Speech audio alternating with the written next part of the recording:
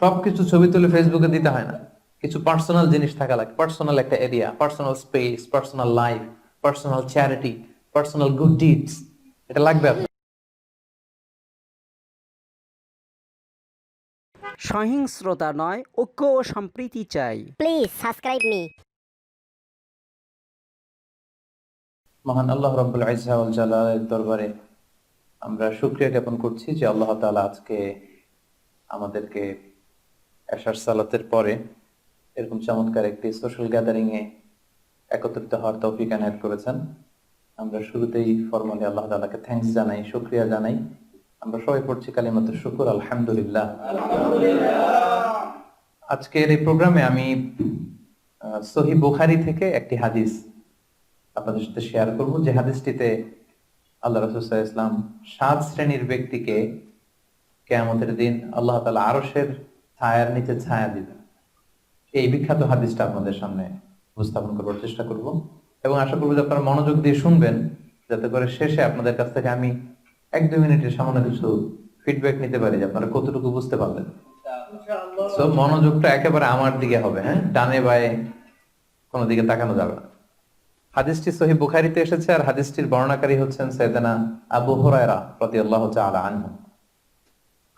عن أبي هريرة رضي الله تعالى عنه قال قال رسول الله صلى الله عليه وسلم 7 يظلهم الله في ظله يوم لا ظل إلا ظله إمام عادل وشاب نشأ في عبادة الله ورجل قلبه معلق بالمساجد ورجلان تحابا في الله اجتمعا عليه وتفرقا عليه ورجل دعته امرأة ذات منصب وجمال فقال إني أخاف الله ورجل تصدق بصدقة فأخفاها حتى لا تعلم شماله ما تنفق يمينه ورجل ذكر الله خاليا ففاضت عيناه رواه البخاري। এটা হচ্ছে হাদিসের টেক্সট। তো আবু হুরায়রা রাদিয়াল্লাহু তাআলা আনহু বর্ণনা করেন যে আল্লাহ রাসূল সাল্লাল্লাহু আলাইহি ওয়াসাল্লাম তিনি বলেছেন 7 শ্রেণীর ব্যক্তিকে, 7 ধরনের ব্যক্তিকে আল্লাহ তাআলা কিয়ামতের দিন in the day of judgement তার আরশের নিচে ছায়া দিবেন, যেদিন আল্লাহর আরশের ছায়া ছাড়া আর কোনো ছায়া থাকবে না। এর মধ্যে প্রথম শ্রেণী হচ্ছে ইমামুন আদিল, মানে the just ruler, the just king, ন্যায়পরায়ণ শাসক। প্রথম শ্রেণী হচ্ছে ন্যায়পরায়ণ শাসক বা রাষ্ট্রপ্রধান। 2 নম্বর হচ্ছে ওয়াশাবুন নাশা ফি ইবাদাতিল্লাহ, এমন যুবক যে তার যৌবনটাকে আল্লাহর ইবাদতে কাটিয়েছে। 3 নম্বর হচ্ছে ওয়ারাজুলুন কলবুহু মুআল্লাকুন বিল মাসাজিদ, এমন ব্যক্তি যার হৃদয়টা সবসময় মসজিদের সাথে লেগে থাকে, মসজিদের সাথে ঝুলে থাকে। 4 নম্বর হচ্ছে ওয়ারাজুলান তাহাব্বা ফিল্লাহ ইজতামা আলাইহি ওয়া তাফাররাকা আলাইহি, এমন 2 ব্যক্তি যারা একে অপরকে আল্লাহর জন্য ভালোবাসে, পৃথক হলেও আল্লাহর জন্য ভালোবাসাটা বজায় থাকে, একসাথে থাকলেও আল্লাহর জন্য ভালোবাসাটা বজায় থাকে। 5 নম্বরে হচ্ছে এমন ব্যক্তি দাআতহুম ইমরাআতুন যাতু মানসিবিন ওয়া জামাল, এমন ব্যক্তি যাকে সম্ভ্রান্ত বংশের খুব সুন্দরী রূপসী ভেরি বিউটিফুল লেডি একজন নারী তাকে পাপ কাজের জন্য আহ্বান করেছে, কিন্তু সেই পাপ কাজে সাড়া না দিয়ে প্রত্যাখ্যান করে বলেছে ইন্নী আখাফুল্লাহ, আমি এই কাজ করতে পারবো না, কারণ আমি ভয় পাই একজনকে, তিনি কে? আমি আল্লাহকে ভয় পাই। 6 নম্বর হচ্ছে ওয়ারাজুলুন তাসাদদাকা বিসাদাকা ফাআখফাহা হাত্তা লা তা'লামা শিমালুহু মা তুনফিকু ইয়ামিনুহু, এমন ব্যক্তি যে গোপনে দান করে, এত গোপনে দান করে যে তার ডান হাত কি দান করে তার বাঁ হাত টের পায় না। সুবহানাল্লাহি ওয়া বিহামদিহি।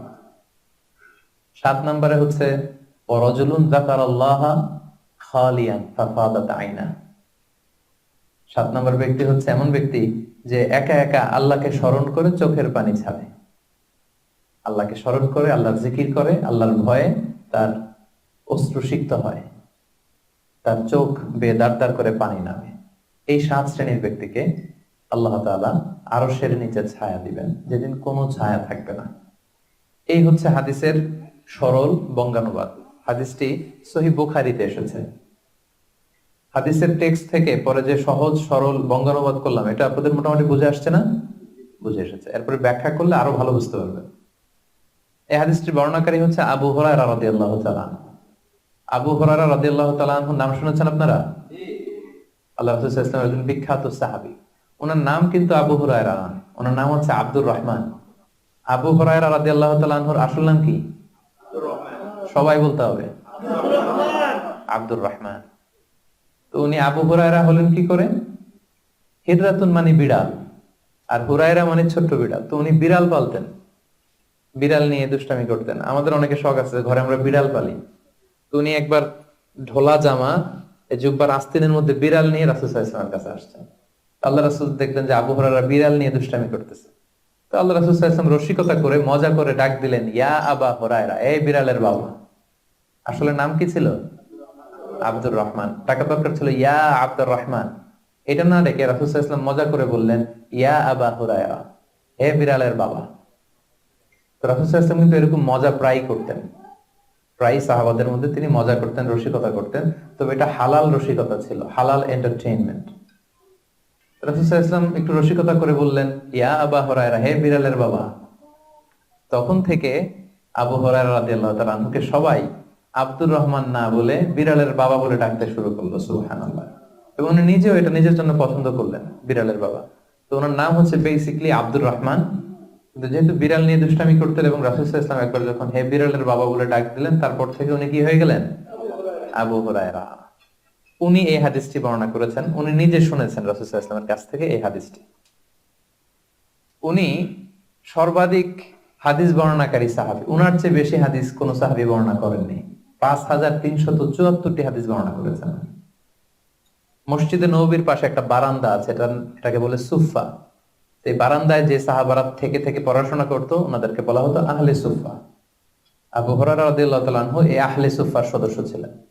উনি বলতেন যে আমাদের অনেক সাহাবারা ব্যবসা করতো, কেউ এটা করতো সেটা করতো, আমি কিছুই করতাম না। আমার শুধু খাওয়ার ব্যবস্থাটা হইলেই আমি রাসূল সাল্লাল্লাহু আলাইহি ওয়াসাল্লামের সাথে থাকতাম, সারাদিন থাকতাম, আর উনি যাই বলতো আমি এটা মানুষের কাছে বর্ণনা করে পৌঁছে দিতাম, সুবহানাল্লাহ। এজন্যই উনি এত হাদিস বর্ণনা করেছেন। শুরুতে উনি এত হাদিস বর্ণনা করতে পারতেন না। উনি একবার বললেন, ইয়া রাসূলুল্লাহ সাল্লাল্লাহু আলাইহি সাল্লাম, আসমা'ু মিনকা হাদিসান কাসীরান, আমি তো আপনার কাছ থেকে অনেক হাদিস শুনি, ফালা আহফাজ, কিন্তু এগুলো আমার মনে থাকে না, কি করব? আল্লাহ রাসূল সাল্লাল্লাহু আলাইহি ওয়াসাল্লাম বললেন, উবসুত রিদাক, তুমি তোমার চাদরটা বিছিয়ে দাও। আবু হুরায়রা রাদিয়াল্লাহু তাআলা চাদর বিছিয়ে দিলেন। রাসূল সাল্লাল্লাহু আলাইহি ওয়াসাল্লাম ওই চাদরের মধ্যে এরকম হাত বুলিয়ে দিলেন, বললেন এবার এটা গায়ে দাও।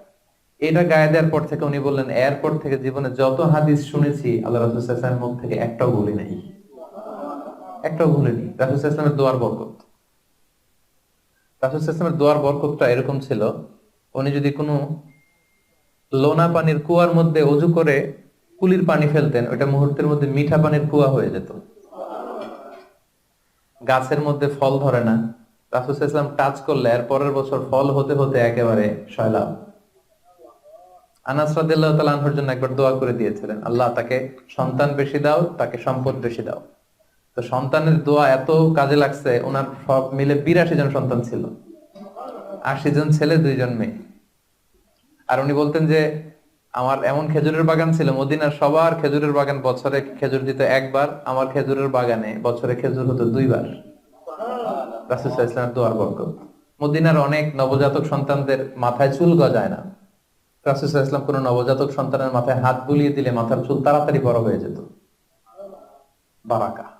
রাসূল সাল্লাল্লাহু আলাইহি ওয়াসাল্লাম হাত বুলিয়ে দিলেন, ওই হাত বুলানো চাদর আবু হুরায়রা রাদিয়াল্লাহু তাআলা আনহু গায়ে পড়লেন, আর ভুলে না কিছু, আর কিছু ভুলে না।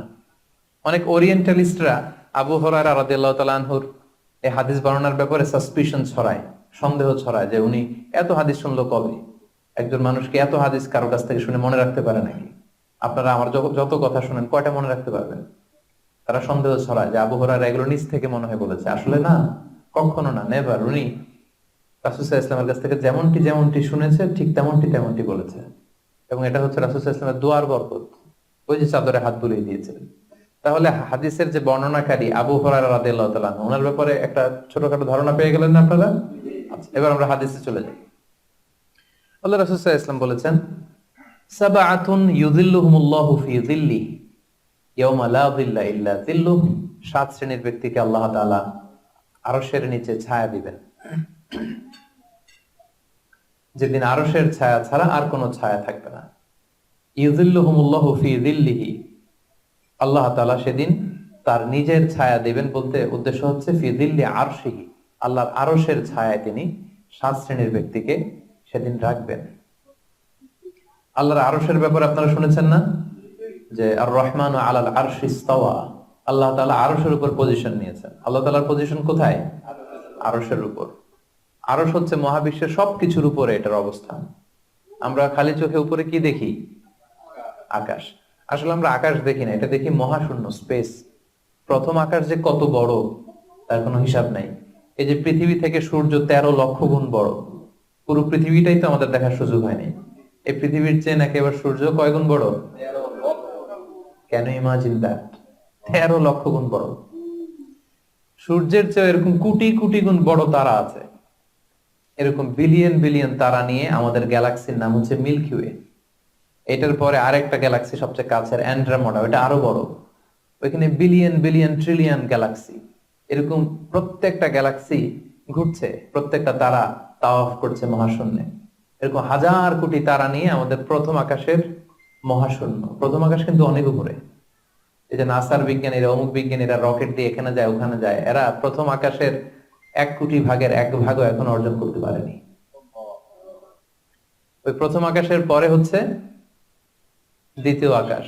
ওই দ্বিতীয় আকাশের তুলনায় প্রথম আকাশটা কত ছোট শুনেন। আপনার হাতের আংটি যদি আপনি বিশাল মাঠের মধ্যে ছেড়ে দেন, একটা মরুভূমির মধ্যে ফেলে দেন, পুরো মাঠের তুলনায় হাতের আংটি যত ছোট, আল্লাহর দ্বিতীয় আসমানের তুলনায় আল্লাহ প্রথম আসমানটা ঠিক তত ছোট। দ্বিতীয় আসমান আরো বড়, তৃতীয়টা আরো বড়। যত উপরে ঊর্ধ্বাকাশের যত কাহিনী একটার চেয়ে একটা বড়। এরকম 7টা আকাশ। তার উপরে সিদরাতুল মুনতাহা, বর্ডার এরিয়া। তার উপরে লা জামান লা মাকান, ওইখানে সময়ের হিসাব নাই, স্পেস নাই, সময় নাই।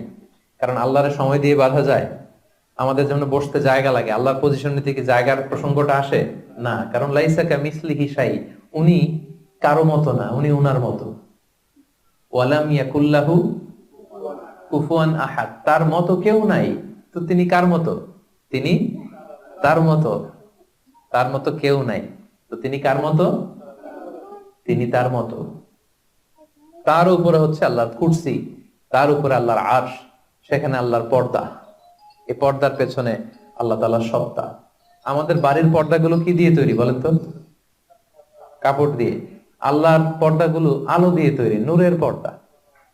পর্দাটাই আলো। এজন্য সাহাবারা জিজ্ঞেস করেছিলেন, ইয়া রাসূলুল্লাহ হাল রাআইতা রাব্বাক, আপনি কি মেরাজের রাতে আপনার রবকে দেখেছিলেন? রাসূল সাল্লাল্লাহু আলাইহি ওয়াসাল্লাম বলেছিলেন, নূরুন আন্না আরাহু, উনি তো নূর, আলোর পর্দা, চোখ ঝলসে যাওয়ার মতো অবস্থা, আমি কিভাবে দেখবো? তার মানে সরাসরি দেখেননি। আল্লাহ তাআলার সাথে সিক্রেট মিটিং হয়েছিল, কনভারসেশন হয়েছিল, কথাবার্তা হয়েছিল। তার উপরে হচ্ছে আরশ।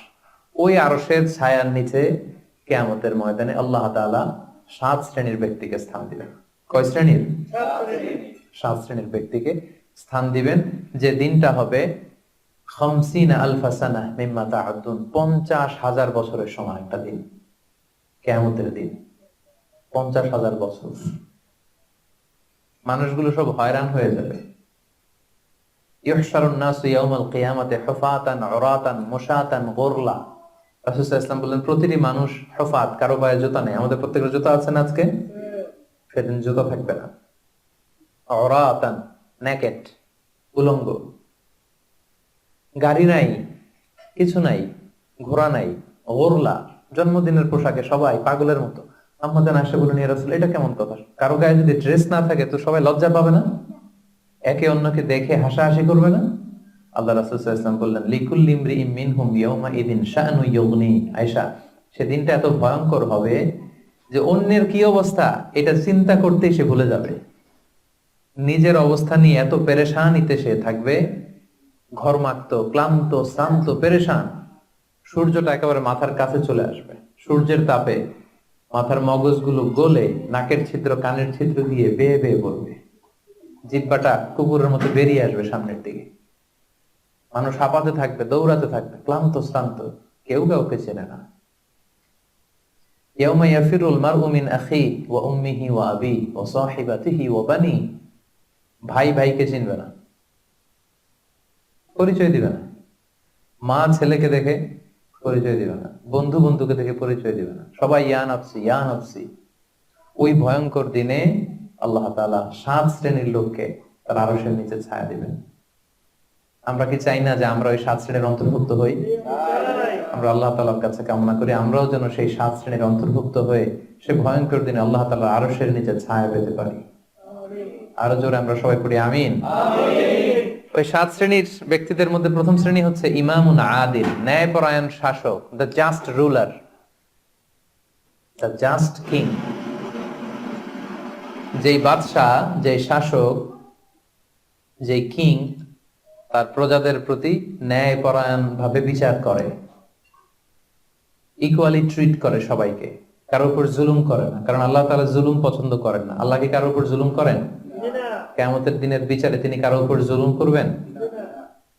আল্লাহ তাআলা বলেন ইন্নী হারামতু যুলমা আলা নাফসি, আমি আমার উপর জুলুমকে হারাম করেছি, ফালা তাযালামু, তাই তোমরাও তোমাদের উপর জুলুম করো না, খবরদার।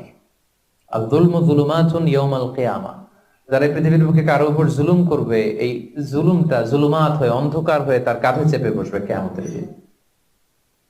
সো আল্লাহ তাআলা প্রথম 7 জনের মধ্যে সর্বপ্রথম যাকে আরশের নিচে ছায়া দিবেন তিনি হচ্ছেন ইমামুন আদিল, just king, the just ruler, ন্যায়পরায়ণ শাসক, যারা আদালতের সাথে কাজ করে। ইন্নাল্লাহা ইয়া'মুরুকুম বিল আদলি ওয়াল ইহসান, আল্লাহ তাআলা এই আদালতের ব্যাপারে, জাস্টিসের ব্যাপারে সবসময় তিনি আদেশ করেন। জাস্টিস ভায়োলেট হয়, ন্যায়পরায়ণতা, ইনসাফ, এটা ভায়োলেট হয়, এটা আল্লাহ তাআলা কখনো চান না। যারা বিচার করার সময় ন্যায় বিচার করে, উভয় পক্ষের কথা শুনে, যারা রায় দেওয়ার সময় ন্যায় সঙ্গত ভাবে রায় দেয়, যারা জনগণের ট্রিট করার সময় সঠিকভাবে ট্রিট করে, সেই ধরনের রাজা যারা, সেই ধরনের কিং যারা, রুলার যারা, তারা সেদিন স্থান পাবে। এটা শুধু আল্লাহর কাছেই না, যারা জাস্ট রুলার তাদেরকে দুনিয়ার মানুষরাও পছন্দ করে না অনেক।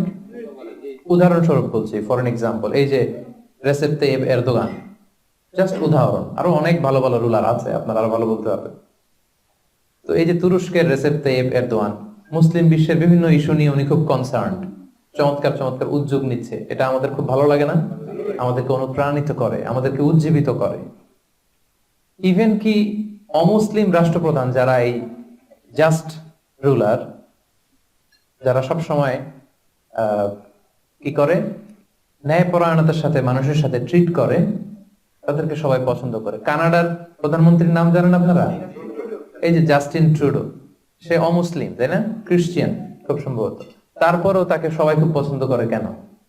He is a just ruler, তাই না? জনগণের প্রতি সে ন্যায়পরায়ণ, একজন ন্যায়পরায়ণ রাষ্ট্রনায়ক সে। সো ইমামুন আদিল, প্রথম শ্রেণী হচ্ছে এমন শাসক যে হচ্ছে ন্যায়পরায়ণ, যার কাছে কেউ বিচার চাইলে সে মাজলুম হয় না, তার জনগণের প্রতি যে দায় দায়িত্ব এটা সে সঠিকভাবে পালন করে। বিচার করার সময়, রায় দেওয়ার সময় সে উল্টাপাল্টা রায় দেয় না, আদালতের সাথে সবাইকে এক চোখে দেখে। এই ব্যক্তিকে সেদিন আল্লাহ তাআলা আরশের নিচে ছায়া দিবে। এই পয়েন্টটা সবার কাছে ক্লিয়ার না?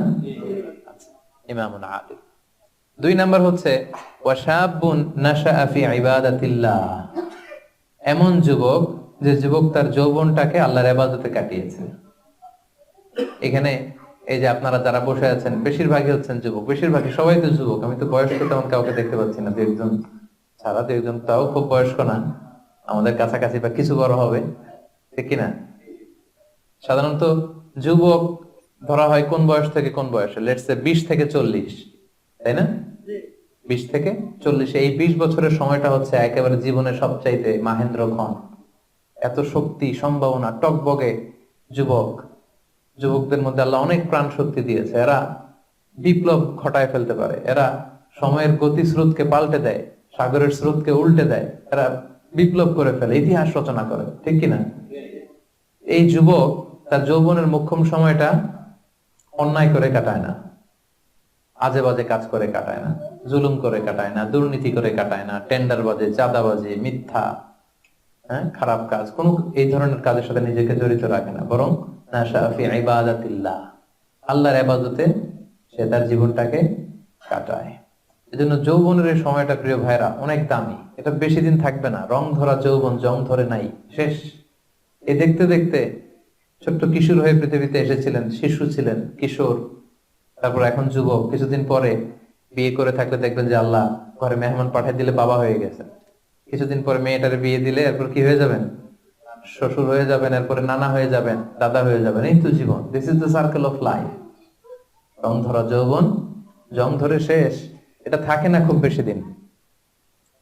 এই জন্য এই যৌবনের এই সময়টাকে যারা আল্লাহর ইবাদতে তারা কাটিয়েছে, তাদেরকে আল্লাহ তাআলা আরশের নিচে ছায়া দিবেন। নাশা ফি ইবাদাতিল্লাহ। এবং যৌবনের ইবাদতকে আল্লাহ তাআলা খুব বেশি পছন্দ করে।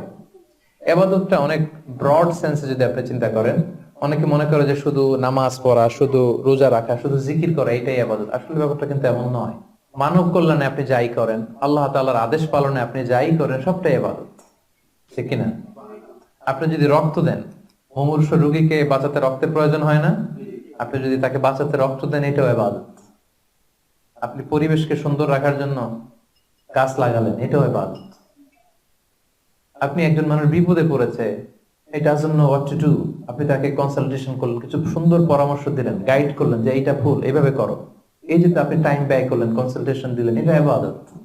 অনেকে মনে করে যে শুধু তাসবিহ, জিকির, কোরআন তেলাওয়াত এগুলোই মনে হয় ইবাদত। না, যে পথেই আল্লাহর সন্তুষ্টি, যে কাজ করলে আল্লাহ তাআলা সন্তুষ্ট হন, এই সবগুলো কাজই কিন্তু ইবাদত। তাই যৌবনের এই মোক্ষম সময়টাতে আল্লাহ তাআলার ইবাদত করে আমাদেরকে কাটাতে হবে। আমা খালাকতুল জিন্না ওয়াল ইনসা ইল্লা লিয়াবুদুন। আমি মানব জাতির জিন জাতিকে কেবলই সৃষ্টি করেছি আমার ইবাদতের জন্য।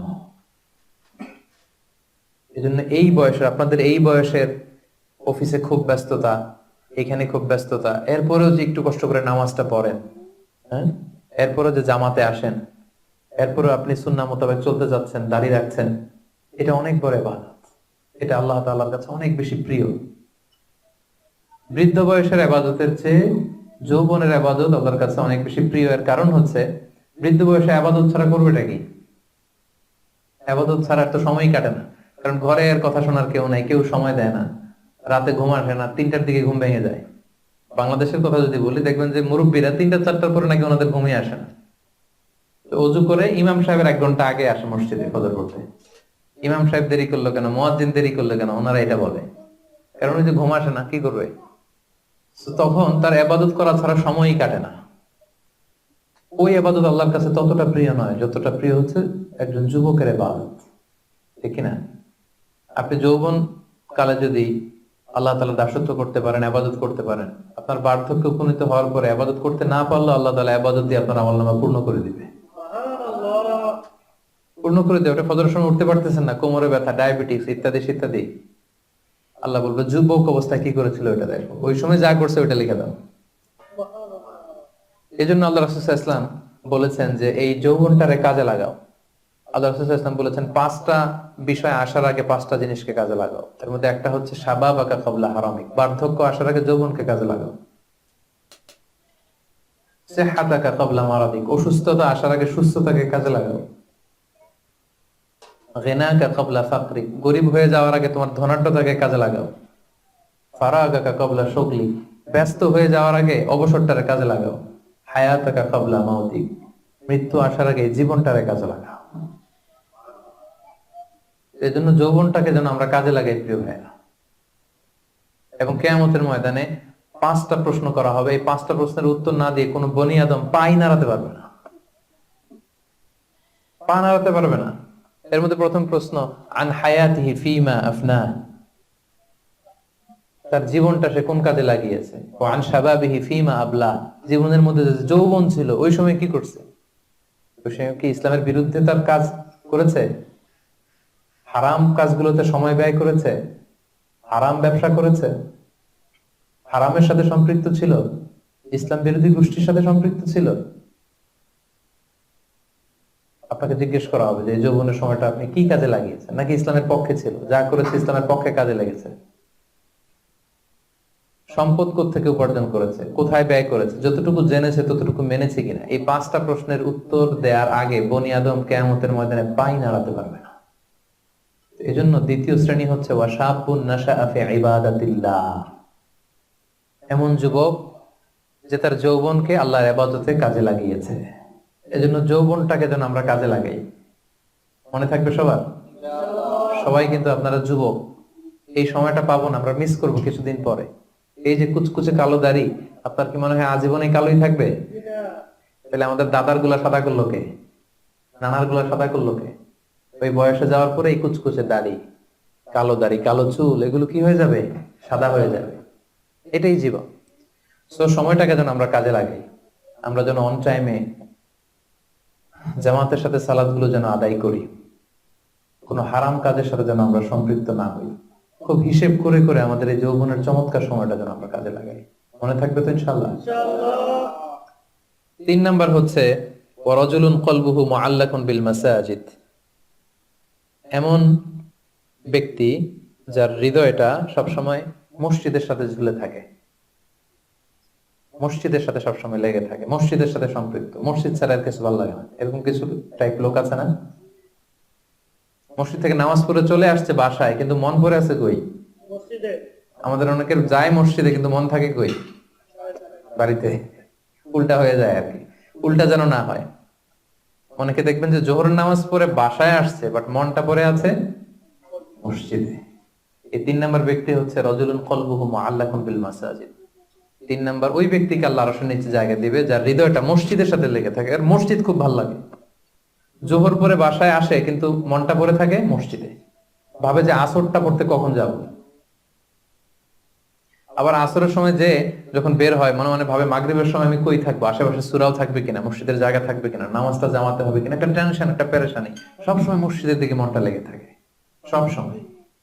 এই ধরনের লোককে আল্লাহ তাআলা সেদিন তার আরশের নিচে ছায়া দিবেন। একটা হাদিস আল্লাহ রাসূল সাল্লাল্লাহু আলাইহি ওয়াসাল্লাম বলেছেন যে মান গাদা ইলাল মসজিদি আও রাহা আ'আদাল্লাহু লাহু নুজুলান ফিল জান্নাতি কুল্লামা গাদা আও রাহা। সকাল সন্ধ্যা যে ব্যক্তি সবসময় মসজিদে যায়, যতবার সে মসজিদে যাবে ততবার আল্লাহ তাআলা জান্নাতের মধ্যে তার জন্য স্পেশাল একটা অ্যাপার্টমেন্ট তৈরি করবেন, স্পেশাল একটা বানকুয়েট হল তৈরি করবেন। এই যে এরকম বানকুয়েট হল, যেখানে তার হসপিটালিটি, তাকে আপ্যায়নের জন্য ফেরেশতারা বসে থাকবে। আল্লাহু আকবার। এজন্য মসজিদের সাথে যেন আমরা আমাদের সম্পর্কটাকে গড়ে তুলি। যদিও এই কোভিড এর কারণে মসজিদে যাওয়ার সুযোগ খুব একটা আমাদের হচ্ছে না। আমি জানি না আপনাদের এলাকাগুলোতে কি অবস্থা, যেতে পারেন না। আমি নিজেও অনেকদিন মসজিদে নামাজ পড়তে পারছি না। মাঝে মাঝে আমাদের ইউনিভার্সিটিতে যেতাম জুমার সালাতে, এখন সেটাও যাওয়া যায় না, সুযোগ নাই। একটা সময় ছিল অনেকে যায় নাই, এখন মসজিদের দরজাগুলো বন্ধ। আমার মোহতারাম মরহুম নানা শ্বশুর গোলাম সরোয়ার সাইদি ইন্তেকাল করেছেন, আপনারা জানেন। উনি চমৎকার একটা আলোচনা করেছিলেন। উনি বলছিলেন যে হে যুবক, তুমি কি এখনো মসজিদে যাবে না? তুমি কি দেখছো না গোটা বিশ্বের মসজিদগুলোতে তালা ঝুলছে? কখন তোমার হুঁশ ফিরবে? আর কবে তুমি নামাজি হবে? এখন তো তুমি চাইলেও যেতে পারবে না, এখন তো চাইলেও যেতে পারছি না, ঠিক কিনা? একটা সময় যাই নাই, অনেকেই যায় নাই। এখন মন চাচ্ছে মসজিদে যে নামাজ পড়বো, তারপরও যাওয়ার সুযোগ নাই। এই যে মালয়েশিয়াতে প্রায় 1 বছর ধরে আমরা মসজিদে রেগুলারলি যেতে পারছি না। কিছুদিন অবস্থা ভালো হলে খুলে দেয়, তারপরে আবার লকডাউন, আবার এমসিও, মুভমেন্ট কন্ট্রোল অ্যাক্ট। চাইলেও কিন্তু আমরা যেতে পারবো না। এবং এই পরিস্থিতি থেকে আসলে উত্তরণ হবে কিনা আমাদের কোনো গ্যারান্টি আছে? নতুন আরেকটা করোনা ভাইরাসের ধরন পাওয়া গিয়েছে ইউকে তে, লকডাউন, সব ইন্টারন্যাশনাল ফ্লাইট ক্যান্সেল। ওইটা নাকি এই কোভিড এর 10 গুণ বেশি শক্তিশালী। এটা যদি চারদিক থেকে হামলা করে, অ্যাটাক করে, আমরা যাবো কোথায়? একটা সময় মসজিদে আমরা যাই নাই, এখন চাইলেও যেতে পারছি না। জন্য সম্মানিত ভাইয়েরা, আমরা আল্লাহ তাআলার কাছে দোয়া করি যে আমাদের এই কঠিন পরিস্থিতি থেকে আল্লাহ তাআলা আমাদেরকে উত্তরণ দিক, মসজিদগুলোকে আল্লাহ তাআলা খুলে দেওয়ার ব্যবস্থা করে দিক, আমরা যেন আবার আগের মতো মসজিদে যে আল্লাহ তাআলাকে সেজদা দিতে পারি। সো রাজুলুন কলবুহু মুআল্লাকুন বিল মাসাজিদ। 3 নাম্বার হচ্ছে এমন ব্যক্তি যার অন্তরটা সবসময় মসজিদের সাথে লেগে থাকে। দেখবেন অনেক লোক আছে মসজিদে গেলে ভালো ফিল করে, he feels good, he feels very comfortable. মসজিদে গেলে কেমন যেন একটা আরাম লাগে, শান্তি লাগে, প্রশান্তি অনুভব হয়, হয় না আপনাদের? মসজিদে গেলে অনেকের ঘুমও চলে আসে শান্তির চোটে। মসজিদে জুমার খুতবা দেওয়ার সময় ঘুম আসে না অনেকের? কারণ ওই সব গুনার বোঝা তো মসজিদের বাইরে ফেরেশতারা রেখে দিয়েছে। এবার হালকা হয়ে, পাতলা হয়ে, প্রশান্ত চিত্তে মসজিদে ঢুকলে প্রশান্তির ঘুম চলে আসে। এজন্য আমাদের কামনা, ইচ্ছা, বাসনা, আকাঙ্ক্ষা এমন যেন হয় যে আমরা যেন সবসময় মসজিদ কেন্দ্রিক থাকতে পারি। কাজী নজরুল খুব চমৎকার করে লিখেছেন, মসজিদেরই পাশে আমার, যাতে গড়ে বসে মুয়াজ্জিনের আজান শুনতে পাই। শুনেছেন না আপনারা? মসজিদেরই পাশে আমায় কবর দিও ভাই, যেন গড়ে হতেও মুয়াজ্জিনের আযান শুনতে পাই। আমার ঘরের পাশে দিয়ে ভাই নামাজিরা যাবে, পবিত্র সেই পায়ের ধ্বনি এ বান্দা শুনতে পাবে। গোরাজাব হতে গুনাহগার পাইবে রেহাই। বলেন সবাই, মসজিদেরই পাশে আমায় কবর দিও ভাই, যেন গড়ে হতেও মুয়াজ্জিনের আযান শুনতে পাই। কত মুমিন নামাজি ভাই মসজিদাঙ্গিনাতে আল্লাহর নামের জিকির করে লুকিয়ে গভীর রাতে। আমি তাদের সাথে ওই আল্লাহ নাম জপতে চাই, আল্লাহর নাম জপতে চাই। মসজিদেরই পাশে আমায় কবর দিও ভাই, যেন গড়ে হতেও মুয়াজ্জিনের আযান শুনতে পাই। পড়েন আমিন। অসাধারণ চেতনা, হোয়াট ইজ স্পিরিট। ঢাকা বিশ্ববিদ্যালয়ের পাশে, খুব সম্ভবত কেন্দ্রীয় লাইব্রেরির পাশে নজরুলের কবরটা আজও আছে। আমি জিয়ারত করেছি একবার, যে পাশে মসজিদ, কেন্দ্রীয় মসজিদ ঢাকা বিশ্ববিদ্যালয়ের, তার পাশেই নজরুলের কবর। আজান হচ্ছে, লোকেরা দোয়া করছে, কবর জিয়ারত করছে। কি চেতনা ছিল, হৃদয় থেকে দোয়াটা করেছেন, আল্লাহ কবুলও করেছেন, আলহামদুলিল্লাহ। রাজুলুন কলবুহু মুআল্লাকুন বিল মাসাজিদ। 3 নম্বর ব্যক্তি হচ্ছে যার হৃদয়টা সবসময় মসজিদের সাথে ঝুলে থাকে, সালাতের সাথে ঝুলে থাকে, সিজদার সাথে ঝুলে থাকে। মসজিদের সাথে সম্পর্ক আমরা বাড়াবো তো এখন থেকে, ইনশাআল্লাহ। রাজি আছেন সবাই? ইনশাআল্লাহ। আচ্ছা, চতুর্থ শ্রেণী হচ্ছে রাজুলানি তাহাব্বা ফিল্লাহ ইজতামা আলাইহি ওয়া তাফাররাকা আলাইহি। এমন দুই ব্যক্তি যারা একে অপরকে আল্লাহর জন্য ভালোবাসে, যারা একে অপরকে আল্লাহর জন্য ভালোবাসে। আল্লাহর জন্য ভালোবাসা, তারা যাই করে আল্লাহর জন্য করে। আমরা একে অপরের সাথে দেখা হলে বলি না, ভাই উহিব্বুকা ফিল্লাহ, আপনাকে আমি আল্লাহর জন্য ভালোবাসি, বলি না? এই যে আল্লাহর জন্য ভালোবাসা, একে অপরকে আল্লাহর জন্য যদি কেউ ভালোবাসে, এই দুইজন লোককে আল্লাহ তাআলা সেদিন আরশের নিচে ছায়া দেবে। হাদিসে কুদসিতে আল্লাহ তাআলা সেদিন বলবেন, আইনাল মুতাহাব্বুনা বিজালালি, আমার জন্য একে অপরকে ভালোবাসছি তারা কোথায়? কোথায় তোমরা যারা আমার জন্য একে অপরকে ভালোবেসেছো, কোথায় তোমরা? আসো। আজকে উযিল্লুকুম ফি যিল্লি ইয়াওমা লা যিল্লা ইল্লা যিল্লি, আজকে আমার আরশের নিচে আমি তোদের ছায়া দিয়ে রাখবো। আজকে আমার দেয়া ছায়া ছাড়া আর কোনো ছায়া নাই। তাই আমরা একে অপরকে যারা আল্লাহর জন্য ভালোবাসবো, তাদেরকে আল্লাহ তাআলা সেদিন আরশের নিচে ছায়া দিবেন। সুবহানাল্লাহ পড়েন। সুবহানাল্লাহ। আল্লাহর জন্য ভালোবাসা কি? যাকে দেখলে আল্লাহর কথা স্মরণ হয়, তার কথা শুনলে আল্লাহর কথা স্মরণ হয়, তার সাথে বসলে আখিরাতের কথা স্মরণ হয়। এমন বন্ধু আরেকজন আছে, এর সাথে বসলেই শুধু হিন্দি সিনেমার গান, এর সাথে বসলেই শুধু হারাম আলাপ, এর সাথে বসলেই অপ্রয়োজনীয় কথাবার্তা, অন্যের গীবত, চগলখড়ি, ব্যাকবাইটিং, এগুলো। এটা আল্লাহর জন্য তার সাথে সম্পর্ক নয়। তার সাথে সম্পর্কটা আমার আল্লাহর জন্য, আল্লাহ তাআলার কারণে আমি তাকে ভালোবাসি, কারণ সে আল্লাহর বান্দা, সে আল্লাহর প্রিয় বান্দা, সে আল্লাহর আদেশগুলো মেনে চলে। তাহলে একে অপরের ভালোবাসা হবে কার জন্য? আল্লাহর জন্য। ইজতামা আলাইহি, এই ভালোবাসা নিয়েই তারা পৃথিবীতে একত্রিত হয়। ওয়া তাফাররাকা আলাইহি, এবং আল্লাহর উপর ভালোবাসা অবশিষ্ট রেখেই তারা পৃথিবী ত্যাগ করে। এই ধরনের লোককে আল্লাহ তাআলা সেদিন আরশের নিচে ছায়া দিবেন। এজন্য আমাদের সব কাজগুলো যেন প্রিয় ভাই একমাত্র আল্লাহর খুশির জন্য হয়। দুনিয়ার লোভের জন্য, দুনিয়ার স্বার্থের জন্য কোনো কাজ করা যাবে না। আপনি যদি দুনিয়ার স্বার্থের জন্য কোনো কাজ না করে শুধু আল্লাহর খুশির জন্য করেন, দুনিয়ার স্বার্থ এমনি উদ্ধার হয়ে যাবে, আই গ্যারান্টি। আপনি কয়েকদিন প্র্যাকটিস করে দেখেন যে যেটাই করব আমার আল্লাহ এই কাজে সন্তুষ্ট কিনা, এটা আপনি দেখে করেন, দেখবেন দুনিয়ার সবকিছু আপনার হাতের মুঠোয় চলে আসবে। ওটা দুনিয়াটা আপনার হাতের মুঠোয় আসবে যদি আল্লাহকে আপনি এইখানে স্থান দেন। আর দুনিয়াটার এইখানে স্থান দিলে গোটা দুনিয়া আপনাকে অপমান করে ছাড়বে, ঠিক কিনা? এজন্য আমাদের ভালোবাসা যেন হয় শুধু কার জন্য? আল্লাহ। আল্লাহ রাসূল সাল্লাল্লাহু আলাইহি ওয়াসাল্লামকে আল্লাহ তাআলা আদেশ করেছেন, হে নবী আপনি বলে দেন, কুল ইন্না সলাতি ওয়া নুসুকি ওয়া মাহইয়ায়া ওয়া মামাতি লিল্লাহি রাব্বিল আলামিন। হে নবী আপনি বলে দিন, আমার সালাত, আমার যাকাত, আমার রোজা, আমার হজ সবকিছু একজনের জন্য, তিনি কে? আল্লাহ। তাই আমাদের একে অপরের ভালোবাসাটা কার জন্য? আল্লাহর জন্য। আমি আপনাদেরকে আল্লাহর জন্য ভালোবাসি, এই যে আপনারাও আমাকে আল্লাহর জন্য ভালোবাসেন। তাহলে আমরা কিন্তু এই 7 শ্রেণীর ক্যাটাগরির মধ্যে পড়ে গেছি। আলহামদুলিল্লাহ করবেন না? তাহলে একে অপরকে কার জন্য ভালোবাসবেন? দুনিয়ার স্বার্থে? No, never. একজনের খুশির জন্য, তিনি কে? আল্লাহ। একে অপরকে যখন, ইমানি ভাইকে, দিনী ভাইকে যখন কেউ আল্লাহ তাআলার জন্য ভালোবাসে, এই ব্যক্তিদেরকে আল্লাহ তাআলা সেদিন তার আরশের নিচে ছায়া দিবেন। তাহলে কয়টা গেল 7টার মধ্যে থেকে? কয়টা মনে আছে তো? আর কয়েক মিনিট বলি না? আচ্ছা, 5 নাম্বার হচ্ছে ওয়ারাজুলুন দাআত ইমরাআতুন যাতু মানসিবিন ওয়া জামাল।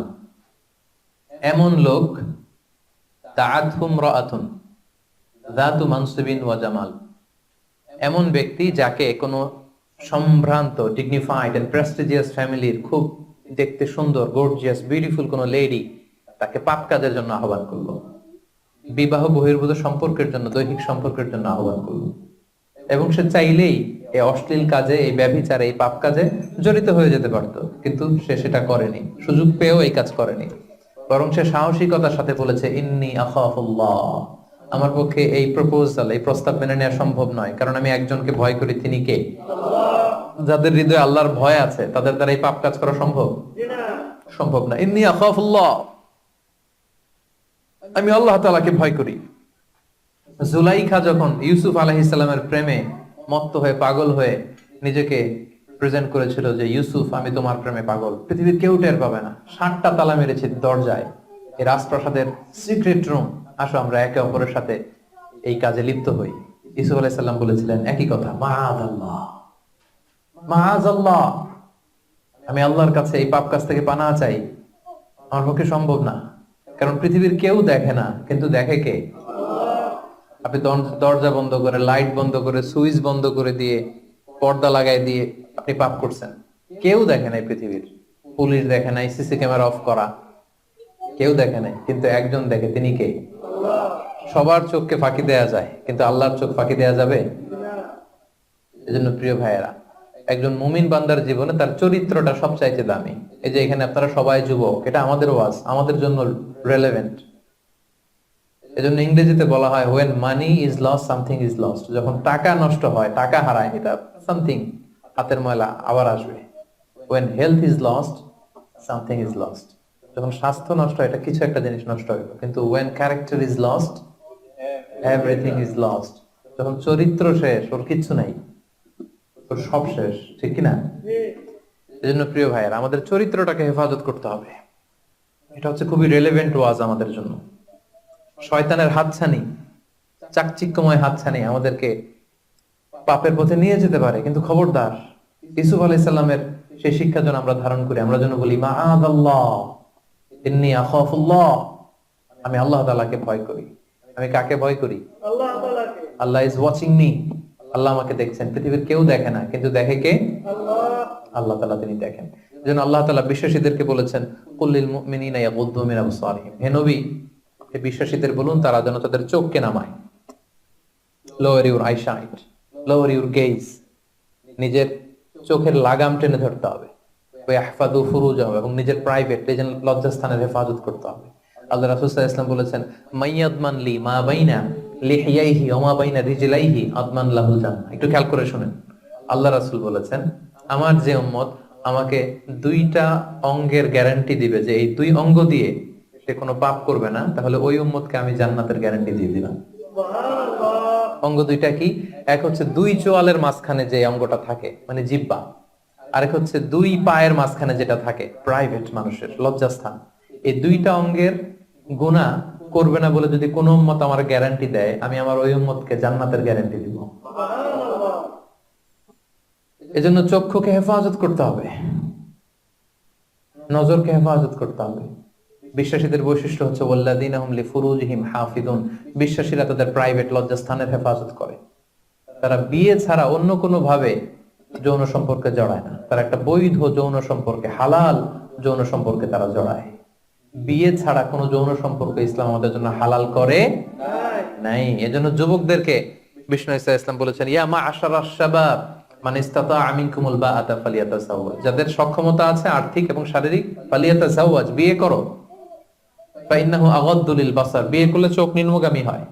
ওয়া আহসানু লিল ফারাজ, লজ্জাস্থান হেফাজতে থাকে। ওয়া মান লাম ইয়াস্তাতি, যার সক্ষমতা নাই বিয়ে করার, ফাআলাইহি বিসসাওম, সে রোজা রাখো। সে কি করো? রোজা রাখো। ফাইন্নাহু লাহু বিজা, কারণ এই রোজার মাধ্যমে তাকে পাপ কাজ থেকে আল্লাহ তাআলা বাঁচাবেন। সুবহানাল্লাহ। এখানে বিয়ে করছেন না সবাই? সবাই বিবাহিত? আচ্ছা, আলহামদুলিল্লাহ। আল্লাহ তাআলা খুব দ্রুত যারা বিয়ে করে নাই তাদেরকে বিয়ের ব্যবস্থা করে দেখ। আমিন। বিয়েটা কিন্তু ভাই অনেক বরকতের। বিয়েটা কি অনেক বরকতের। হালাল পন্থায় আল্লাহর দেয়া যৌবনকে উপভোগ করুন। মুমিনের সম্পর্ক হয় শুধু হালালের সাথে, হারামের সাথে মুমিনের কোনো সম্পর্ক আছে? সম্পর্ক নাই। যে বিয়ে করে তার দিনদারি, দিনের অর্ধেক পূর্ণ হয়ে যায়। আল্লাহ রাসূল সাল্লাল্লাহু আলাইহি ওয়াসাল্লাম বলেন, কেউ যখন বিয়ে করলো তার দিনের অর্ধেক পূর্ণ হয়ে গেল। ফালিয়াত্তাকিল্লাহা ফিন নিসফিল বাকি, বাকি অর্ধেকের ভয় করলেই চলবে তার, এখন অর্ধেক পূর্ণ হয়ে গেছে। আল্লাহু আকবার। আল্লাহ রাসূল সাল্লাল্লাহু আলাইহি ওয়াসাল্লাম বলেছেন, নিকাহু মিন সুন্নতি, বিয়ে আমার সুন্নাত। ফামান রাগিবা আন সুন্নতি ফালাইসা মিন্নি, যে আমার সুন্নতকে ঘৃণা করে ও আমার উম্মত হতে পারে না। যারা বিয়ে করতে চায়, বিয়ে করে নিজের পাপ থেকে নিজেকে বাঁচাতে চায়, তাদেরকে সাহায্য করা আল্লাহ নিজের জন্য ওয়াজিব করে ফেলেছেন। 3 শ্রেণী, আল্লাহ বলে 3 ধরনের ব্যক্তিকে সাহায্য করা আমি আল্লাহর উপর ওয়াজিব। কয় শ্রেণীর? 3 শ্রেণীর। এর মধ্যে এক শ্রেণীর হচ্ছে যে বিয়ে করতে চায়, আন-নাকিহ আল্লাযী ইউরিদুল আফাফ, পুত পবিত্র থাকতে যে, চরিত্র বাঁচাতে যে বিয়ে করতে চায়, টাকা নাই, সমস্যা এটা সেটা, কিন্তু খুব চাচ্ছে বিয়ে করতে। আল্লাহ বলে ওই যুবককে হেল্প করা আমি আল্লাহর জন্য ওয়াজিব হয়ে গিয়েছে। অনেকে বিয়ে করে না এই জন্য যে আগে ধনী হয়ে নেই, টাকা পয়সা কিছু হোক এরপরে বিয়ে করবো, কিন্তু ইসলামের সিস্টেম হচ্ছে আগে বিয়ে করো, এরপরে আমি আল্লাহ তোমার ধনী বানাই দেবো। ধনী বানায় দেয় কে? তো আপনি আল্লাহর সিস্টেমে চলবেন না আপনার সিস্টেমে? ধনী হওয়ার সিস্টেমই তো হচ্ছে আগে বিয়ে করতে হবে। সব সফল লোকেরা, ধনী লোকেরা দেখবেন যে আগে আগে বিয়ে করে ফেলছে। এজন্য আমরা যেন বিয়ে করে হালাল পন্থায় আল্লাহর দেয় যৌবনকে উপভোগ করি। হারামের সাথে যেন আমরা কখনো কোনোভাবে আপোষ না করি, সম্পর্ক না করি। তাই 5ম নাম্বার ব্যক্তি হচ্ছে যাকে কোনো রূপসী সুন্দরী পাপ কাজের অফার দেয়, সে কি অফারে ওই কাজে সাড়া দেয়? সেটাকে প্রত্যাখ্যান করে বলে, ইন্নী আখাফুল্লাহ, আমি কাকে ভয় করি? আল্লাহকে ভয় করি। তাহলে 5 নাম্বার ব্যক্তি হচ্ছে যারা নিজেকে পুত পবিত্র রাখে, যারা নিজেকে পাপ কাজ থেকে বাঁচিয়ে রাখে। কয়টা গেল? শুনতেছেন সবাই? 6 নাম্বার হচ্ছে রাজুলুন তাসাদ্দাকা বিসাদাকাতিন ফাআখফাহা, এমন ব্যক্তি যে গোপনে দান করে। কিভাবে দান করে? গোপনে। কতটা গোপনে দান করে? হাত্তা লা তা'লামু শিমালু মা তুনফিকু ইয়ামিনু, এত গোপনে দান করে যে তার ডান হাত কি দান করেছে বাম হাত সেটা টের পায় না। সুবহানাল্লাহ। এই হাত দিলে কি এই হাত সাথে থাকবে না? তারপরও আল্লাহ রাসূল সাল্লাল্লাহু আলাইহি ওয়াসাল্লাম হাদিসের ভাষ্যটা, বাক্য চয়নটা এমন ভাবে করেছেন যে এত গোপনে দেয় যে এই হাত কি করে এই হাতই জানে না, এই হাত কি করে এই হাতই জানে না, গোপনে দান করে। প্রকাশ্যে দান করা জায়েজ, দেখিয়ে দান করা জায়েজ আছে, কিন্তু শ্রেষ্ঠ দান, ভালো দান হচ্ছে গোপনে দান। কারণ দেখিয়ে দান করলে এটা আল্লাহর কাছে কবুল হতেও পারে, নাও হতে পারে। আপনার মনের মধ্যে রিয়া, লোক দেখানো ভাব থাকতে পারে, তাই না? আমাদের দেশে অনেক প্রোগ্রামে, মসজিদে, মাহফিলে বলে যে অমুক ভাই চেয়ারম্যান সাহেব, অমুক এমপি, অমুক দানবীর, উনি 1 লক্ষ টাকা, বলেন মারহাবা। তো সবাই বলে মারহাবা, আর উনারও একটা ইচ্ছা যে আমার একটু বলুক সবাই মারহাবা, দানবীর বলুক, আমি যে শিল্পপতি, বিজনেস ম্যাগনেট, একটু নাম টাম হোক আমার। এই যে নাম হোক, একটু নাম ফুটানোর মানসিকতা নিয়ে যে 1 লক্ষ টাকা দান করলো, 1টি টাকা আল্লাহর কাছে কবুল হয়নি। কারণ লোক দেখানো মানসিকতা নিয়ে করলে এটা আল্লাহ কবুল করে না। কারণ ওইখানে সে 2 জনের সন্তুষ্টি চাচ্ছে, লোকেও ভালো বলুক, আল্লাহও ভালো বলুক। নো, আল্লাহ এটা নেবেন। এই শিরক করে ফেলছেন। শিরক মানে আল্লাহর সাথে যদি কাউরে আবার সাথে চান, আপনি অন্য কাউকে চাইতে পারবেন না, দেখাতে হবে একজনকে, তিনি কে? এটাকে বলা হয় শিরকুল আসগার, ছোট শিরক। লৌকিকতা, লোক দেখানো মানসিকতা, এটা ছোট শিরক, বড় শিরক না, এটা ছোট শিরক। সো এই লৌকিকতার মানসিকতা আমাদেরকে বন্ধ করতে হবে। অনেক দানবীর, দানশীল ব্যক্তি কিয়ামতের দিন জাহান্নামে যাবে। আল্লাহ বলবে যাও, go to the hell fire, জাহান্নামে যাও। সে বলবে আল্লাহ আমি তো কোটি কোটি টাকা দিয়েছি, ইয়াতিমখানা করলাম, মসজিদ করলাম, এটা করলাম, চ্যারিটি ফাউন্ডেশন করলাম, এত দান সদকা করার পরে আমি জাহান্নামে যাব? আল্লাহ বলবেন সেটা তুমি করেছো, মানুষ তোমাকে হাতেনতাই বলবে, দানবীর বলবে, তোমাকে বিজনেস ম্যাগনেট বলবে, নাম ফুটানোর জন্য বলছো। তো নাম তো দুনিয়াতে হয়েছে, যেটা চাইছিলে ওটা তো পাইছো, আমার কাছে কি? আমার কাছে তোমার জন্য কিছু নাই, যাও জাহান্নামে যাও। ওইরকম দানশীল যেন আমরা না হই, আল্লাহ আমাদেরকে হেফাজত করুন। গোপনে দান, যদিও সেটা অল্প হয়। কেউ নাই, একটা লোক বসে আছে অন্ধ, আস্তে করে 100 টাকা বের করে দিয়ে দিলেন, কেউ দেখে নাই, দেখার দরকারও নাই। যিনি দেখার দরকার উনি দেখছে, উনি কে? মসজিদের দান বাক্স 500 টাকা দিয়ে দিলেন, কেউ দেখে নাই। এটা দুনিয়ার কাউকে খুশি করার জন্য আপনি দেননি, শুধু আল্লাহকে দেখানোর জন্য দিয়েছেন। এই দানটা আল্লাহ খুব পছন্দ করে। সাদাকাতুস সির তুতফিউ গাদাবার রব, গোপন দান আল্লাহর রাগকে প্রশমিত করে, আল্লাহর রাগকে কমিয়ে দেয়। গোপন দান, জন্য এই গোপন দানটা খুবই জরুরি। মুসনাদে আহমদ ইবনে হাম্বলের একটি হাদিস, পৃথিবী যখন আল্লাহ বানালেন, পৃথিবী কাঁপতে আরম্ভ করেছে, হেলে দুলে পড়ছে। আল্লাহ পৃথিবীতে পাহাড় নামিয়ে দিলেন, পাহাড় ঢুকিয়ে দিলেন। পাহাড় যখন প্যারেকের মতো ঢুকিয়ে দিলেন পৃথিবীতে, পৃথিবী আর কাঁপে না, আর ভূমিকম্প হয় না, আর নড়ে না। এই দৃশ্য ফেরেশতারা দেখে তো অবাক, বললেন ইয়া আল্লাহ, পাহাড়ের এত শক্তি যে পৃথিবীর মধ্যে পাহাড় যখন প্যারেকের মতো ঢুকাই দিলেন, পৃথিবী আর কাঁপে না, পৃথিবী একেবারে স্টেবল। ইয়া রাব্বি হাল মিন খালকিকা শাইউন আশাদ্দু মিনাল জিবাল, আল্লাহ আপনার সৃষ্টির মধ্যে পাহাড়ের চাইতে শক্তিশালী কি কিছু আছে? ফেরেশতারা জিজ্ঞেস করতেছে। আল্লাহ বলেন আছে। কি সেটা? আল হাদিদ, লোহা। আল্লাহ বললেন লোহা পাহাড়ের চাইতে শক্তিশালী, কারণ লোহা দিয়ে পাহাড় কাটা যায়, ঠিক না? লোহার হাতুড়ি দিয়ে পাহাড় কাটা যাবে না? কাটা যাবে।